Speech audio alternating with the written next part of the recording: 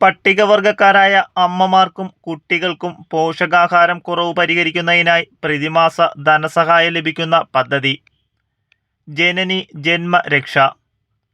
കേരളത്തിലെ എംപ്ലോയ്മെന്റ് എക്സ്ചേഞ്ചുകളിൽ പേര് രജിസ്റ്റർ ചെയ്തിട്ടും തൊഴിൽ ലഭിക്കാത്ത മുതിർന്ന പൗരന്മാർക്കായുള്ള സ്വയം തൊഴിൽ പദ്ധതി ഏതാണ്? നവജീവൻ. സാമൂഹ്യനീതി വകുപ്പിന്റെ കീഴിലുള്ള സർക്കാർ വൃദ്ധസദനങ്ങളിലെ താമസക്കാരുടെ ആരോഗ്യ പരിരക്ഷയ്ക്കുള്ള പദ്ധതി വയോ അമൃതം. HIV ബാധിതരുടെ മക്കൾക്ക് പ്രത്യേകം കരുതൽ നൽകാൻ കേരള സർക്കാർ നടപ്പിലാക്കിയ പദ്ധതി സ്നേഹപൂർവം.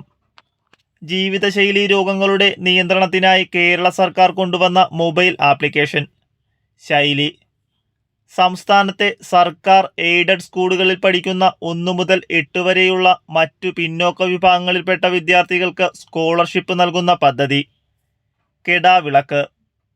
ശൈശവ വിവാഹം തടയുന്നതിന്റെ ഭാഗമായി വിവരം നൽകുന്നവർക്ക് പാരിതോഷികം നൽകുന്ന വനിതാ ശിശുവികസന വകുപ്പിന്റെ പദ്ധതി പൊൻവാക്ക്.